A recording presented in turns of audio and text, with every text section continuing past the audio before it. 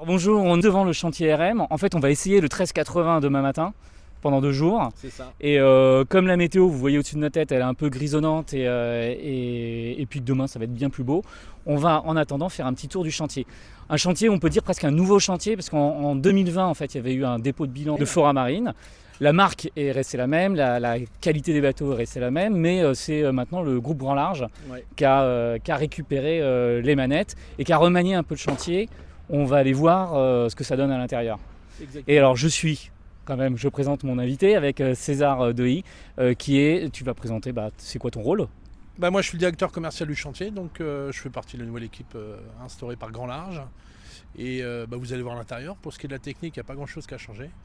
Par contre, on va beaucoup parler du 1380, qui est le premier bateau de l'ère Grand Large, donc c'est un bateau assez symbolique pour nous.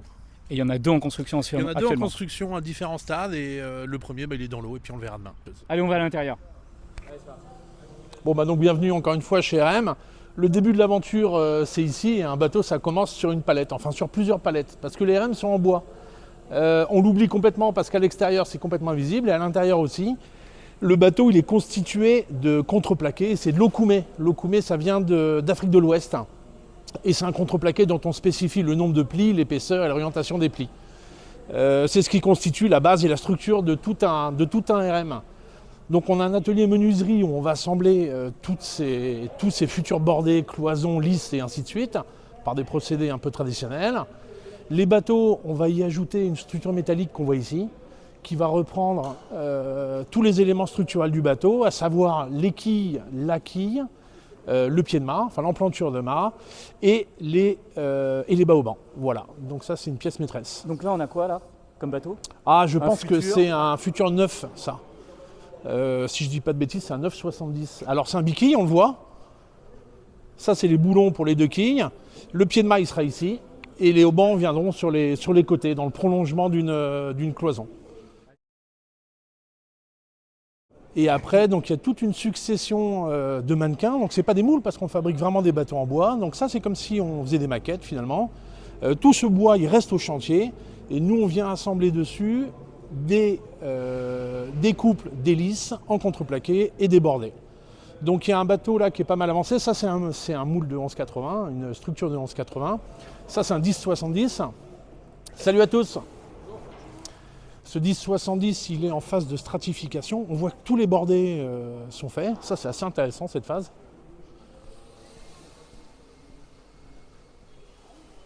Donc une fois qu'il est entièrement assemblé, les trous sont comblés par de l'époxy, et ils sont en train de faire les stratifications pour rejoindre tous les bordés, grâce aux offsets qui sont faits dans le bois de part et d'autre des bouchins. Donc le bateau, entre ces bouchins, il est complètement en bois finalement, et il sera protégé par l'époxy et par son traitement polyuréthane. Donc ça c'est le même process pour tous les bateaux.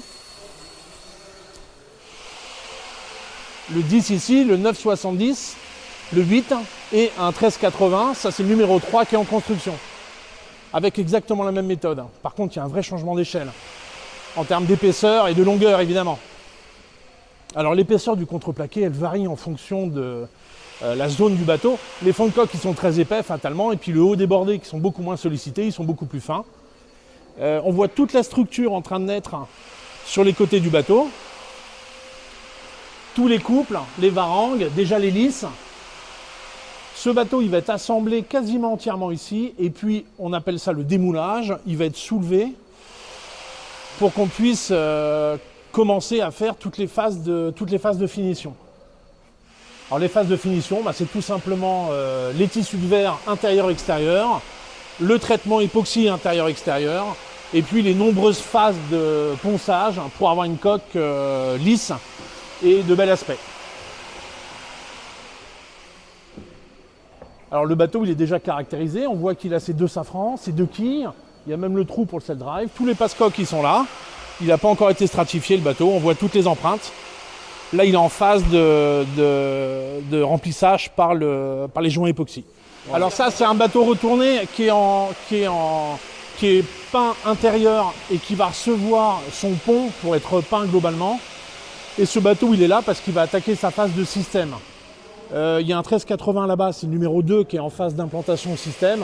Alors quand je dis système, c'est le moteur, l'eau chaude, le dessal, c'est tous les systèmes vraiment structurels et électriques du bateau. Hein. Super, on va voir. On va voir ça, ouais.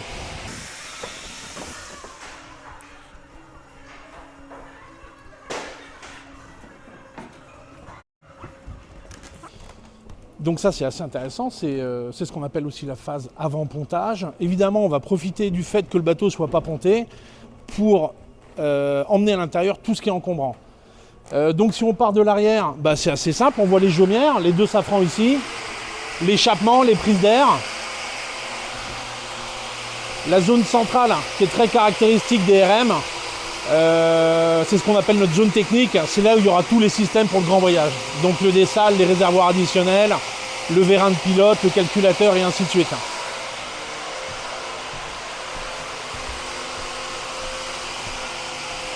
Alors ce qu'on observe, cette couleur blanche en fait c'est une peinture époxy. Il y a d'abord eu une stratification, on les voit, hein, toutes les cloisons elles sont stratées. Et après il y a un enduit et une peinture blanche époxy pour protéger tout ça. Et donc si on avance, le groupe d'eau chaude, le moteur au milieu, ça c'est un 75 chevaux sur le 4 temps sur le 1380. Et puis tous les systèmes annexes, donc les deux réservoirs de gazole de part et d'autre de la descente, le parc lithium batterie, les deux réservoirs d'eau de part et d'autre du carré. Et puis la structure métallique, encore une fois, de celui-là, qui est un monoquille, donc il a une seule empreinte.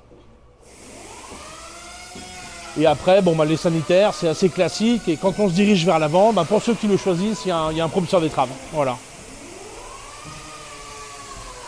Si tu arrives à l'apercevoir.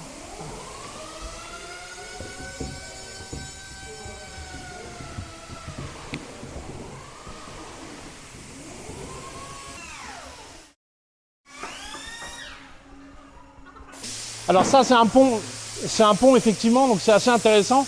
C'est des ponts en composite, donc on le voit très bien, hein, c'est un pont en sandwich, c'est les petits carrés de mousse qu'on voit ici, avec une reprise monolithique sur les côtés pour faire l'assemblage. Le pont il va être entièrement végré avec du bois, donc c'est un bateau à l'intérieur qui est 100% en bois. Alors c'est assez important pour une raison assez claire, c'est on essaye de chasser la condensation des bateaux. Donc dans un bateau en bois il y a très peu de condensation. Hein.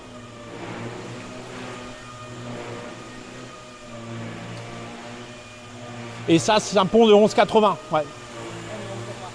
Le fait d'avoir un pont composite, c'est nouveau ou ça a toujours été... Non, ça, c'est quasiment depuis l'origine du chantier en fait. Hein. Ouais. Vu les formes non développables des ponts et le design des roufs, ça serait compliqué de les faire en bois finalement. Et en termes d'heures, ça serait vraiment très chronophage. Alors c'est aussi un élément structurel non négligeable, hein, le pont. Hein. C'est quand même ce qui va permettre à la coque de ne pas s'écarter. Donc c'est quand même assez structuré. Ouais.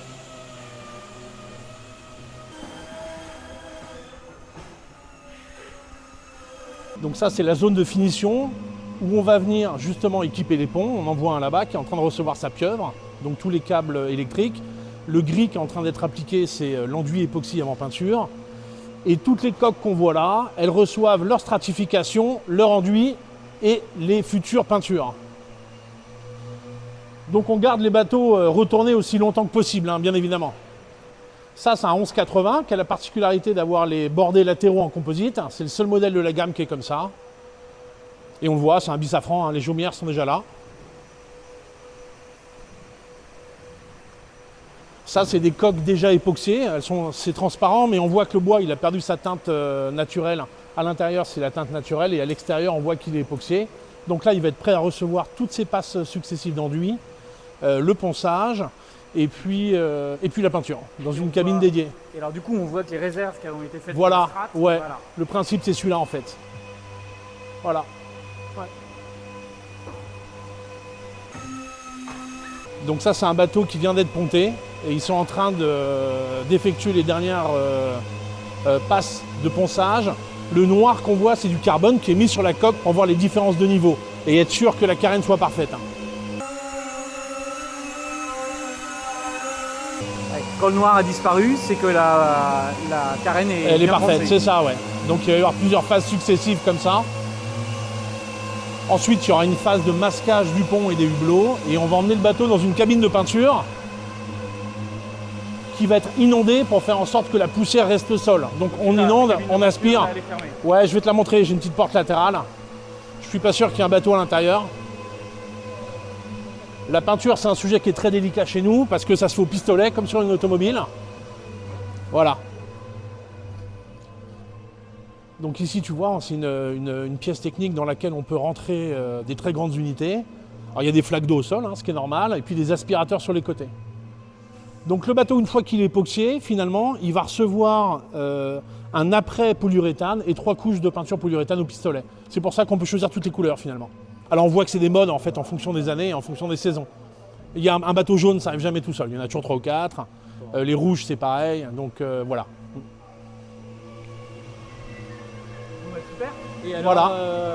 dans ce chantier, il y a combien de personnes qui travaillent? En tout, on est des ouvriers, il y a une trentaine d'ouvriers, et puis dans les bureaux, on doit être une petite dizaine. Donc à peu près 40 personnes. Sortir combien de bateaux? On sort cette année 26 bateaux, c'est entre 26 et 30 bateaux par an. Voilà. Quel modèle? 3 1380, de 9 à 10, 11, et le reste, un mélange de 10, de 9 et de 8, quoi. Ouais. Voilà, ouais, avec un bon carnet de commandes, donc on est très content. Bon bah merci, on se retrouve sur l'eau. Merci Damien.